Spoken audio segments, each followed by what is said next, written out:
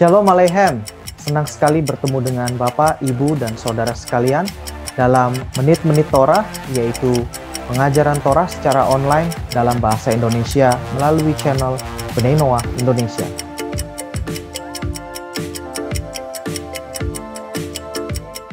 Shalom, Erev Tov, rekan-rekan semua, member dan juga anggota daripada Bnei Noah Indonesia.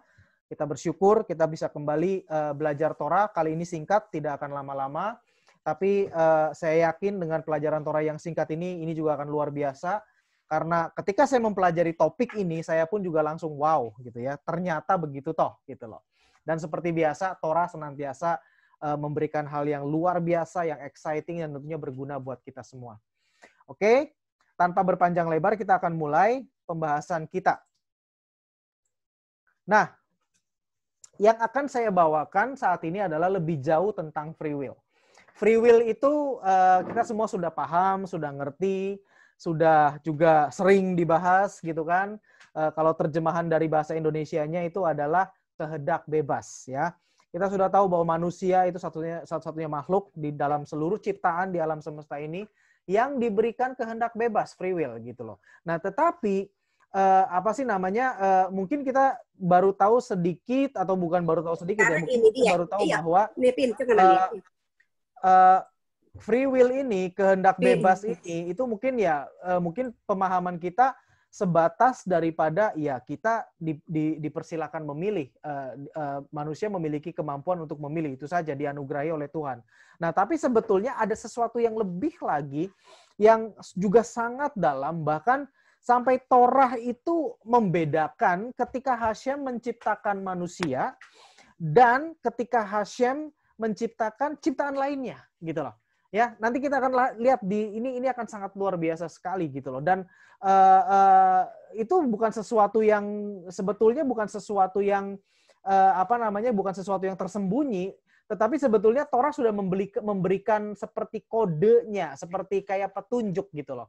Nah, cuman sekali lagi tanpa pemahaman yang benar, tanpa belajar kepada pemilik kitabnya, tanpa belajar daripada pemegang mandat yaitu bangsa Israel yang taat kepada Torah, ya kita nggak akan pernah mengerti. Kita pikir ini cuma sekedar redaksional saja. Padahal sebetulnya tidak ada itu yang namanya redaksional. Ingat ya, Torah 5 kitab Musa, mulai dari kitab Bereshit sampai dengan terakhir yang namanya kitab Devarim atau kitab Ulangan, ya 5 kitab itu redaksionalnya itu bukan manusia. Saya ulang sekali lagi. Torahnya Musa, 5 kitab Torah Musa yang memang dicatat oleh Musa, dituliskan oleh Musa, tetapi redaksionalnya itu bukan manusia, bukan Musa. Jadi pemilihan kata, pemilihan hurufnya, pemilihan kalimatnya itu bukan atas kehendak Musa, bukan atas kehendak Moshe Rabbeinu, bukan. Tetapi itu benar-benar didikte oleh Hashem sendiri. Nah, maka dari itu benar-benar sangat luar biasa sekali. Nah, itu benar-benar kaya akan sesuatu, dan itu karena Hashem sendiri gitu loh. Kita udah belajar beberapa hal bahwa di dalam Torah ini kenapa ditulisnya seperti ini, seperti itu ya kan. Kenapa bahasa yang digunakan seperti ini itu benar-benar penuh dengan makna ya. Rabbi Tovia Singer, Rabbi kita semua, ketika mengajar senantiasa beliau selalu mengingatkan bahwa Torah itu pregnant dengan message. Artinya Torah itu dalam tanda petik ya hamil dengan pesan-pesan gitu loh. Jadi satu kata Torah aja itu luar biasa banget gitu. Ini bisa dipelajarinya luar biasa. Nah, itu yang merupakan harta karun yang bisa kita gali, yang bisa kita ambil dari Torah. Nah, tetapi tentunya menggalinya juga bukan sembarangan, ya kan? Nah, menggalinya juga tentunya harus dengan orang yang memang paham, artinya yang memang mengerti. Siapa? Yaitu tidak lain tidak bukan adalah Bnei Israel yang menerima dan terus setia kepada pengajaran Moshe Rabbeinu dari dulu sampai dengan sekarang. Nah, itu yang nanti akan kita bahas kali ini terkait dengan free will, ya. Nah, untuk selanjutnya pembahasan kita akan mulai dengan Bereshit 1 ayat 26 ini. Oke. Bereshit 1 ayat 26. Saya yakin ini sudah sering dibahas, beberapa kali juga muncul dalam pembahasan kita. Tapi kita sekali lagi ya, Torah itu luar biasa banget. Jadi apa yang dari satu pasal satu ayat ini aja kita bisa gali banyak hal ya. Nah, ini kita lihat di sini nanti ada sesuatu lagi yang saya percaya ini akan membuat kita wow juga gitu loh. Dan harapannya adalah membuat kita tentunya lebih bijaksana dan lebih wise lagi dalam kehidupan kita. Oke, kita mulai. Apa di sini dikatakan, saya munculkan dulu laser pointernya ini biar lebih enak. Alright. Vayomer Elohim Naasheh Adam. Ya, dikatakan apa? Dan berkatalah dia, yaitu ininya subjeknya tunggal ya, karena digunakan kata Vayomer, kita udah belajar. Elohim, dan berkatalah dia Elohim. Naasheh Adam, marilah kita membuat manusia. Nah, ya kan? Betsalmenu, ya, dikatakan menurut gambar apa?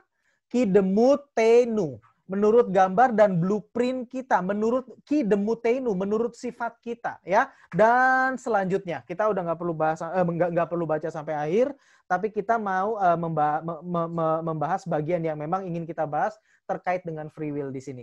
Saya berikan sesuatu yang tebal di sini, kita tebalkan, yaitu dengan kata-kata marilah kita membuat. Nah, pemahaman marilah kita sudah tahu kan. Nah, tapi ini ada hal lain lagi yang perlu yang perlu kita bahas, dan ini akan sangat menarik.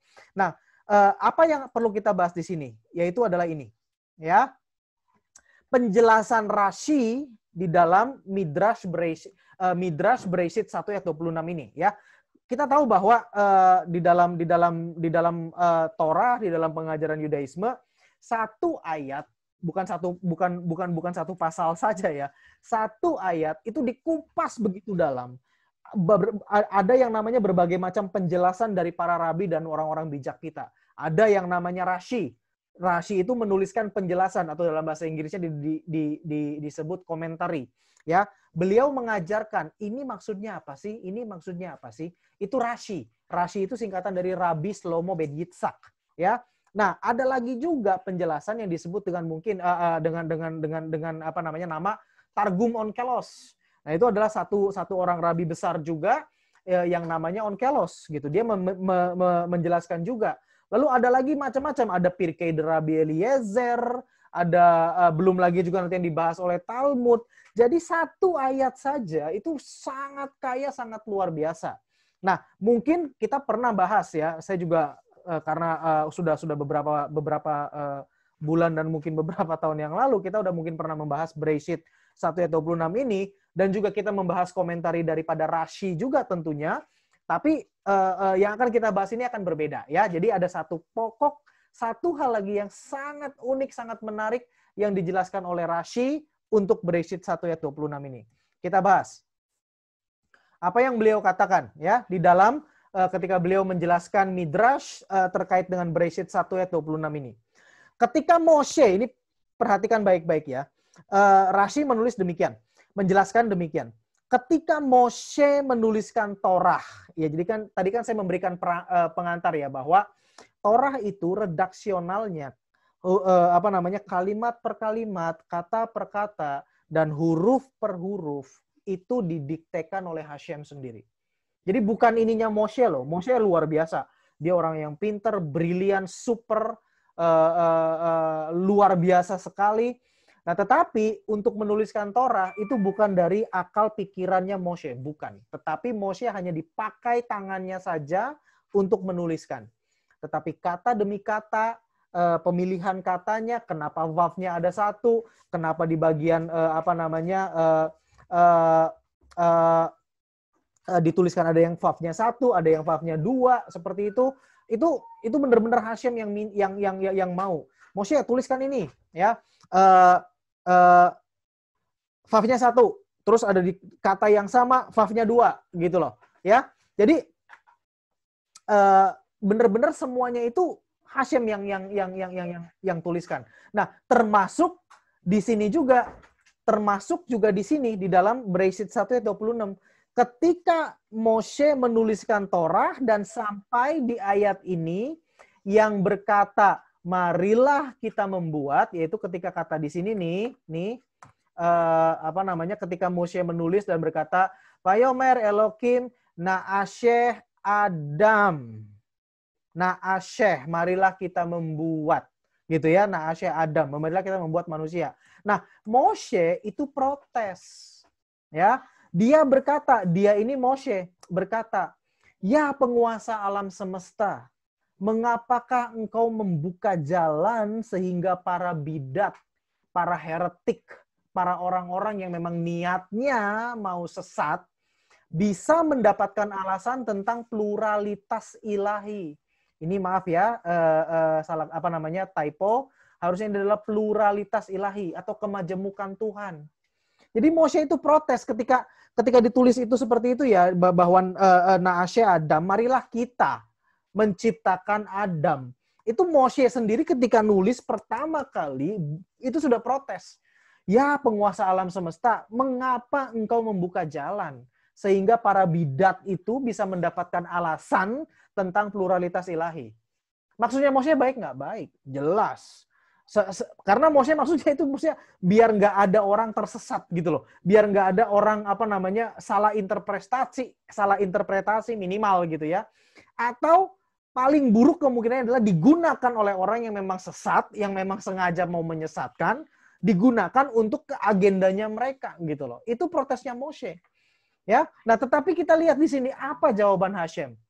Kita harusnya sudah tahu bahwa sebetulnya kata-kata itu tetap ditulis kan, seperti itu kan. Nah, tetapi tetap Hashem tidak apa namanya tidak goyah karena Hashem sudah mengerti bahwa it is what it is gitu loh. Nah, ini nanti yang akan kita pelajari di sini. Ini luar biasa banget. Jawab Hashem apa? Tuliskan.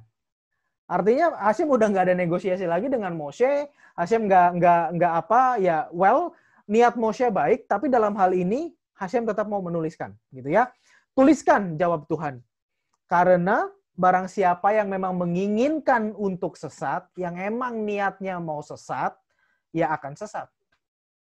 Tetapi bagi yang ingin belajar, kalau emang punya hati yang tulus, punya hati yang murni, ingin mencari kebenaran, biarlah mereka belajar dari Sang Pencipta yang menciptakan semua ini. Bahwa ketika dia, Sang Pencipta itu hendak menciptakan manusia, dia berdiskusi dengan malaikatnya. Nah, ini yang sebetulnya yang sering digunakan apa namanya untuk menjelaskan apa maksud marilah kita di dalam Bereshit 1 ayat 26, yaitu Hashem itu membawa berkata kepada para malaikatnya yang adalah boleh dikatakan sidangnya yang di Shamayim gitu ya. Nah, itu dia berkata, "Yuk mari kita menciptakan," gitu loh. Nah, salah satunya di sini adalah bahwa Hashem itu tidak sombong. Dia maha kuasa, tapi dia sedang memberikan teladan kepada manusia. Hei manusia, aku ini maha kuasa loh, tapi aku nggak semena-mena. Aku tetap mengajak malaikatku. Walaupun sebetulnya mereka juga nggak akan ngapa-ngapain gitu kan. Tapi at least itulah kerendahan hati yang sedang diajarkan oleh Hashem nanti untuk dipelajari oleh manusia yang mau belajar ini seperti dibilang ini tadi. Ya, jadi manusia itu sehingga tidak arogan gitu loh. Ketika diberikan kesempatan untuk memimpin, ketika diberi kesempatan untuk menduduki sebuah jabatan, sebuah posisi, manusia itu kalau dia bisa mengerti bahwa dia itu juga adalah makhluk ciptaan biasa, bahwa Hashem saja yang maha kuasa, Sang Pencipta alam semesta juga rendah hati, maka dia juga pasti akan rendah hati gitu loh. Maksudnya tuh kira-kira seperti itu. Ya.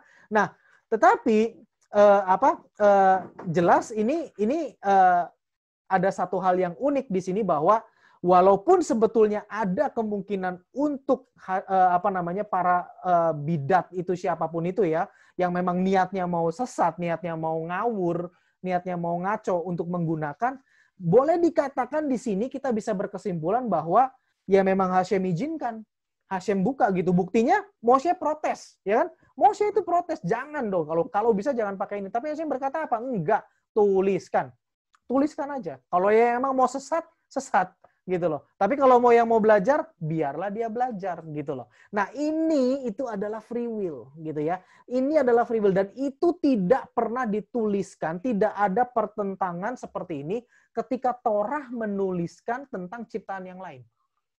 Ya. Bahkan silakan dibaca di dalam kitab Kejadian 1 ya sampai dengan selesai gitu terkait dengan narasi penciptaan seluruh alam semesta ini. Tidak pernah ada pertentangan seperti ini, ya. ketika menciptakan bumi, awalnya ketika menciptakan apalagi langit, memisahkan langit dan bumi, lalu menciptakan benda-benda penerang langit, menciptakan apalagi binatang, segala macam. Tidak pernah ada pertentangan seperti ini. Bahkan kalau yang dikatakan bahwa malaikat itu bisa memberontak, kalau yang punya teori bahwa malaikat bisa memberontak, bahkan penciptaan malaikat itu tidak ditulis dengan detil loh di dalam kitab Bereshit, nggak ada. Kita pun bisa mengerti itu dari pengajaran para rabi bahwa di hari kedua itu disitulah diciptakan malaikat. Detil penciptanya pun nggak diceritakan. Silakan bisa dibaca di dalam Torah. Tetapi ketika menciptakan manusia, ini justru keluar sesuatu hal yang aneh gitu kan. Di situ justru diberikan seperti apa ya? Seperti ada dua hal yang istilahnya saling bertentangan. Mau bener ya silakan, mau sesat ya monggo gitu loh. Jadi ini khusus buat manusia. Nah, disinilah sebetulnya salah satu pemahaman bahwa itulah buktinya bahwa manusia itu satu-satunya ciptaan daripada Hashem, ciptaan daripada Tuhan alam semesta yang memiliki free will. Karena ya itu tadi, kita memang memiliki free will dan dari awalnya pun, bahkan ketika Torah menuliskan narasi penciptaan manusia pun, itu sudah penuh dengan free will. Sudah penuh dengan free will. Buktinya ini, ada satu kata di situ, nanti bakal ada bidat loh yang bakalan sesat. Ya iya memang, seolah-olah kan kira-kiranya begitu kan. Bakalan ada orang ngaco, bakalan ada orang ngawur, yang akan mengambil ini ayat sehingga berkata, "Weh, Tuhan itu jamak." Ya memang bahkan seperti itu gitu loh. Itulah free will-nya manusia. Dan itulah dari situlah memang diset dari awal bahwa manusia itu memiliki free will. Nah, sekarang dengan dari sini kita jadi tahu kan bahwa sebetulnya memang manusia satu punya free will, dan yang kedua, bahkan kitab suci pun, kitab Torah sekalipun diizinkan oleh Hashem untuk bisa dimanipulasi seperti itu. Gitu ya. Ya, celakalah orang yang memanipulasinya kalau menurut saya gitu kan. Nah, makanya pentingnya di situlah saya yang saya tekankan di sini adalah itulah pentingnya buat kita itu untuk belajar yang benar. Pentingnya buat kita itu untuk mencari kebenaran secara tulus, secara murni gitu loh. Jangan hanya sekedar ngeyel, jangan hanya sekedar menyanggah ini dan itu segala macam. Come on. Enggak ada gunanya gitu loh. Yang penting kan kita cari kebenarannya apa, sampai dengan kita benar-benar menemukan kebenaran, lalu setelah itu kita pegang yang benar, kan kira-kira seperti itu aja gitu loh. Ya. Nah, jadi saya harap sampai di sini kita bisa paham gitu ya bahwa yang ingin saya tekankan di sini, bahkan di dalam kitab suci sekalipun, di dalam kitab Torah sekalipun, Hashem mengizinkan kalau jika ada orang-orang yang ingin menggunakannya untuk biar mereka menyesatkan atau untuk kesesatan mereka gitu loh. Ngeri sekali ya, ngeri. Ya itulah manusia gitu loh. Jadi hati-hati dengan diri kita sendiri. Hati-hati dengan free will yang kita punya ini. Hati-hati dengan free will, kehendak bebas yang dianugerahkan oleh Hashem itu. Nanti kita akan belajar lebih lanjut lagi. Ini akan sangat luar biasa. Nah, kita lanjutkan dulu topik yang ini. Nah, maka dari itu, untuk amannya kita perlu memahami nih. Kalau begitu kan ini kan berarti ada sesuatu yang ada sesuatu yang perlu kita pakai sebagai pagar gitu kan. Bagaimana kita bisa mempelajari kebenaran? Ya di sini sebetulnya kita perlu tahu bahwa Torah itu diberikan kepada bangsa Israel melalui Moshe. Ingat ya, Torah diberikan kepada bangsa Israel melalui Moshe. Torah tidak diberikan untuk umum, enggak, tapi untuk kepada bangsa Israel. Dan semua pengajarannya diberikan kepada Moshe. Nih, saya jelaskan di sini. Moshe mendapatkan seluruh pengajaran dari Tuhan. Walaupun seharusnya itu seluruh bangsa mendengar sendiri pengajarannya dari Tuhan di Sinai. Tetapi mereka tidak mau. Itu ada di Keluaran 20, silakan bisa dibaca. Bangsa Israel itu berkata, "Enggak deh, aku nggak mau dengar lagi. Silakan Moshe engkau lah yang dengar, nanti kita yang kamu ajarin ke aku dan kita akan berkata, iya kami akan lakukan." Itu seperti itu. Tetapi desain awalnya, keinginan Hashem adalah Hashem sendiri yang menjelaskan kepada seluruh bangsa Israel. Ya. Nah, selanjutnya Moshe mengajarkan kepada seluruh bangsa Israel. Ya, Keluaran 18. Ya, artinya gini, Moshe mengajar kepada pemimpin suku mengajar kepada pemimpin lagi di bawahnya, terus sampai kepada keluarga gitu kan. Nah, itu yang diusulkan oleh Yitro, mertuanya ya. Nah, nanti Israel mengajar bangsa-bangsa sebagai konsekuensi anak sulung. Artinya apa di sini? Artinya interpretasi Torah itu hanya bisa didapat dari yang menerima pengajaran Moshe. Makanya tadi saya balik lagi kepada penjelasannya di awal. Ini bukan kitab terbuka untuk umum, bukan kitab yang terbuka. Walaupun sebetulnya kitab itu memang bisa diakses oleh siapapun ya, apalagi zaman teknologi informasi sekarang.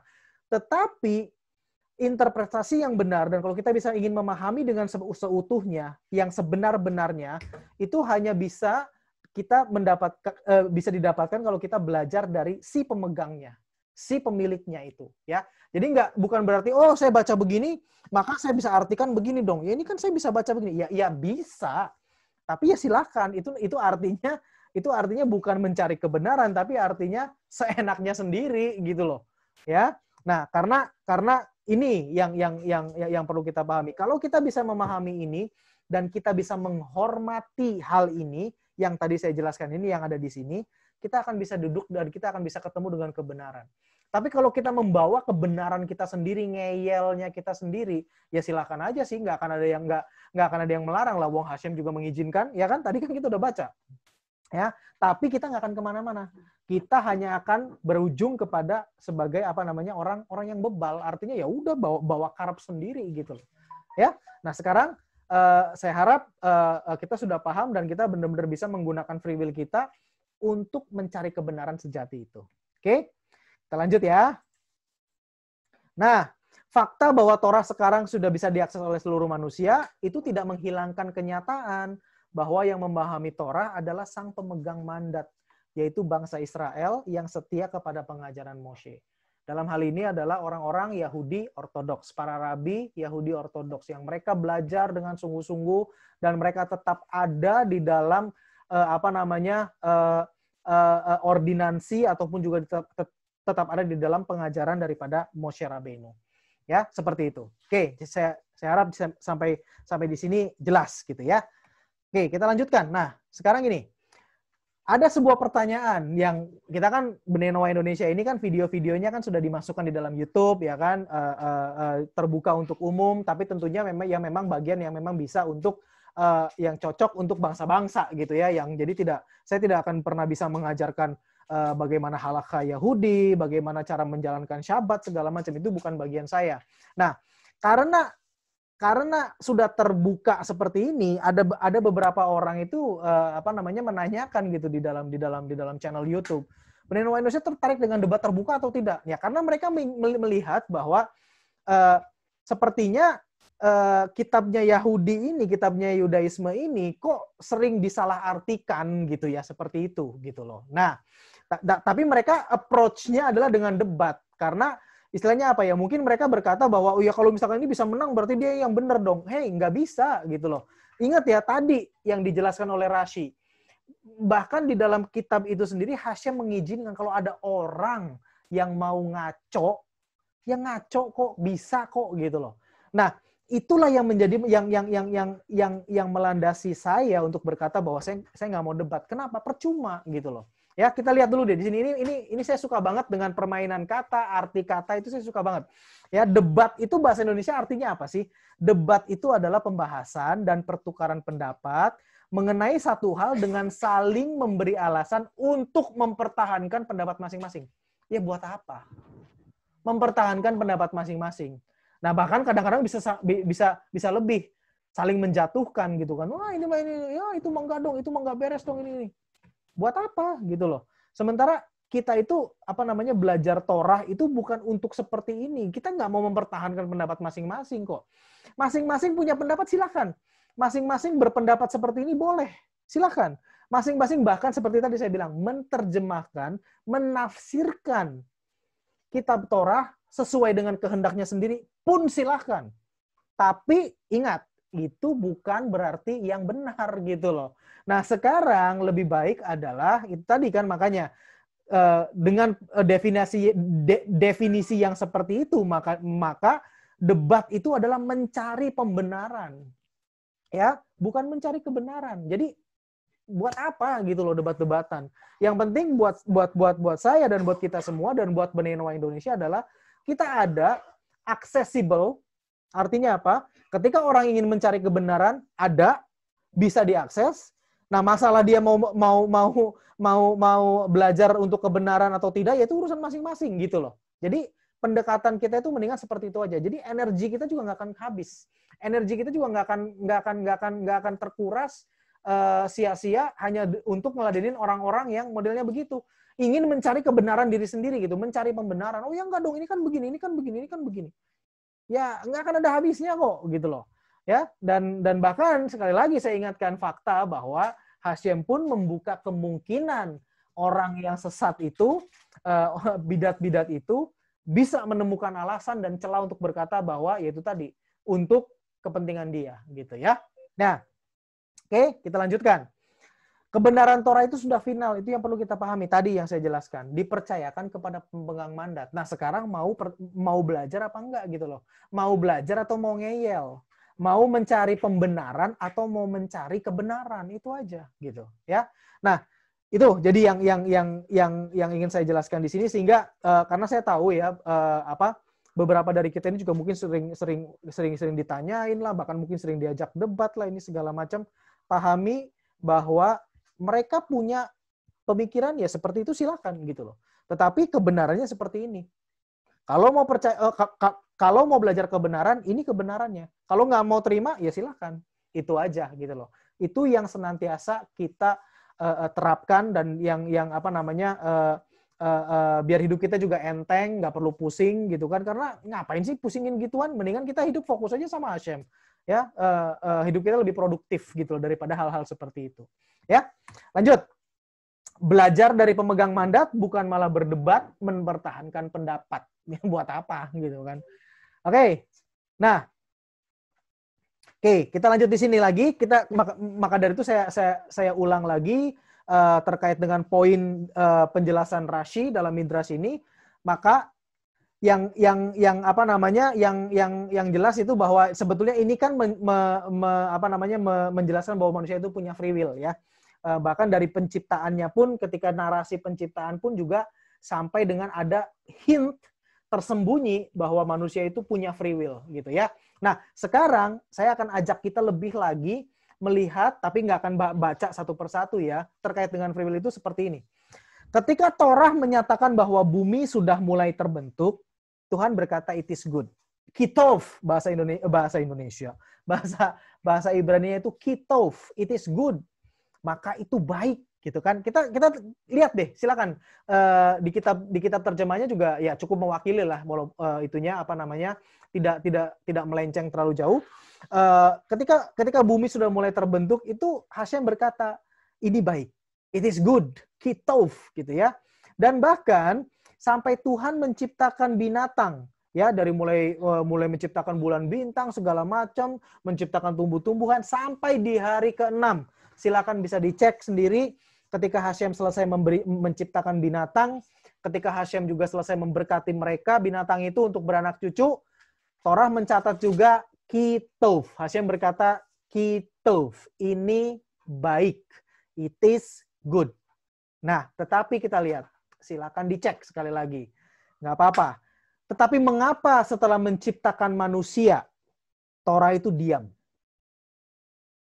Tidak ada kata-kata kitov, tidak ada kata-kata it is good. Itu tidak muncul. Silakan lihat deh.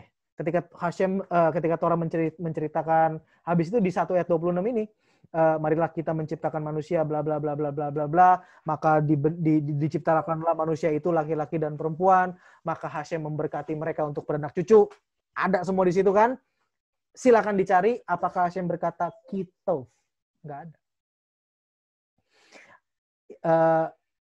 Aneh bukan? Ya itu aneh. Padahal sebetulnya kalau kita mikir, kalau kita merenung gitu loh.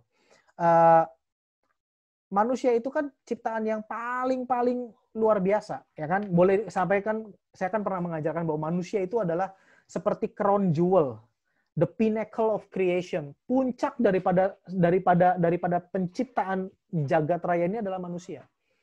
Jadi boleh dibilang manusia yang kita yang seperti ini nih, saya, Anda, semuanya, itu kan kecil banget dibandingkan jagat raya yang segede-gede gaban begini kan. itu adalah ciptaannya gitu. Itu adalah puncak ciptaannya, puncak ciptaan yang sangat luar biasa. Jadi boleh dikatakan bahwa Hashem menciptakan seluruh jagat raya ini, seluruh alam semesta ini hanya untuk manusia. Boleh. Betul, dan itu betul gitu loh. Karena cuma ada manusia di bumi ini kan, nggak ada tempat-tempat lain kan. Dan memang Hashem punya urusan itu dengan manusia gitu kan. Sampai harus memberikan Torah kepada manusia segala macam, tapi Torah tidak pernah diberikan bahkan untuk malaikat, enggak gitu.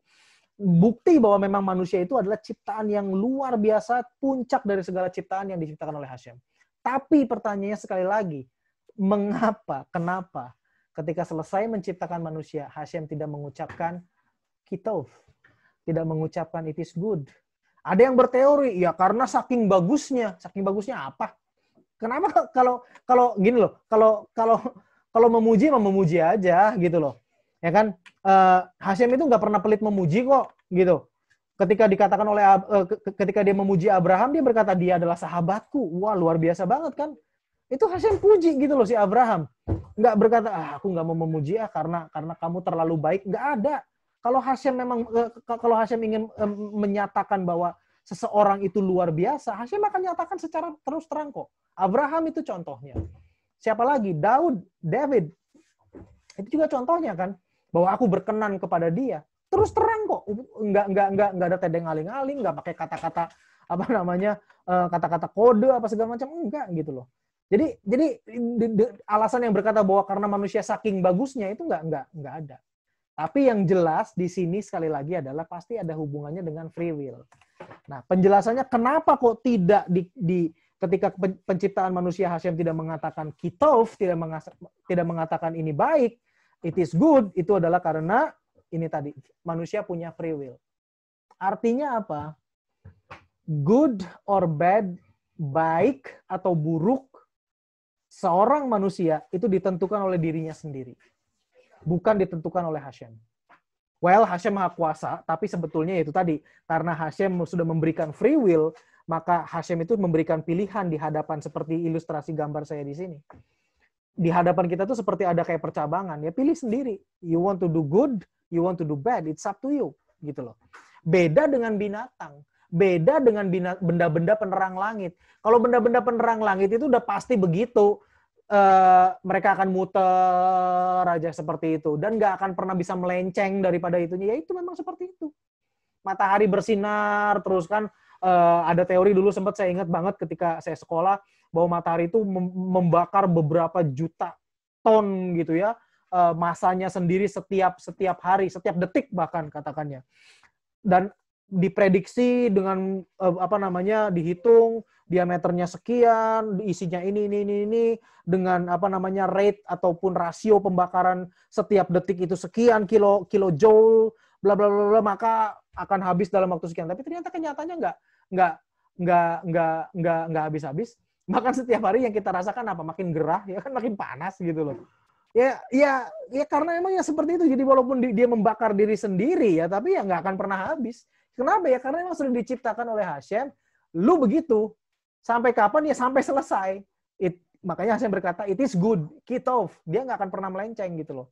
Nggak akan berkata tiba-tiba, aduh gue males padam sedetik aja atau padam sehari aja matahari, kan enggak. Planet yang lain juga muter-muter seperti itu, binatang juga seperti itu, buah, tumbuh-tumbuhan juga seperti itu. Ya itu memang istilahnya memang sudah diciptakan, it's program gitu ya, sudah diberikan seperti di program.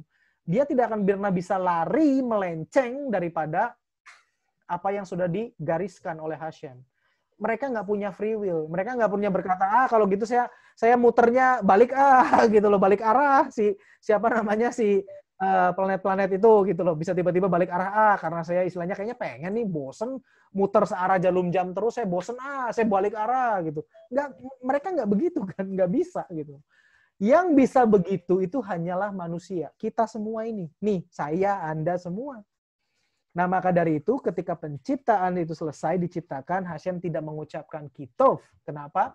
Karena tovera, baik itu baik ataupun kejahatan, itu adalah pilihan. Itu adalah pilihan dari kita sendiri. Nah, maka dari itu sekali lagi saya katakan, hati-hati menggunakan free will yang dianugerahkan dalam hidup kita. Pilihlah yang baik. jangan sembarangan memperlakukan orang, kita harus senantiasa memilih yang baik, dan bahkan ketika kita menentukan kebenaran pun, ya itulah makanya gunakan free will kita untuk memilih yang benar gitu loh. Jangan hanya sekedar untuk ngeyel, jangan hanya sekedar untuk mencari pembenaran diri. Oke? Paham ya? Kira-kira sampai di sini. Nah, berikutnya ini singkat aja. Sebetulnya saya akan kaitkan dengan orang-orang yang itu tadi, yang mencari-cari alasan gitu ya. Sebetulnya banyak banget yang mencari-cari alasan, dan mereka rajin banget lah gitu loh. Mereka nyari dari Talmud, dari ini segala macam gitu loh. Nah, maksud saya gini, saya nggak akan pernah mau menghabiskan energi untuk istilahnya mengcounter mereka. Cukup beberapa kali saja, dan saya percaya apa yang sudah saya jelaskan di sini, saya buatkan videonya, itu udah cukup banget gitu loh untuk mengcounter bahwa mereka itu memang istilahnya ya itu ala asal comot apa segala macam. Nah, maksud saya gini, kalau ada lagi di antara kita yang menerima, kalau ini bagaimana, ingetin aja ke mereka, hey, kalau kamu mau mencari kebenaran, satu terbukti aja salah, terus kamu masih mau percaya, ini istilahnya sesuatu yang sangat luar biasa, ya kan? Ini kepercayaan ini, hubungan kita dengan Tuhan itu bukan main-main. Jadi, maksud saya adalah harus menggunakan standar yang sangat-sangat tinggi, standar yang sangat-sangat strict gitu loh.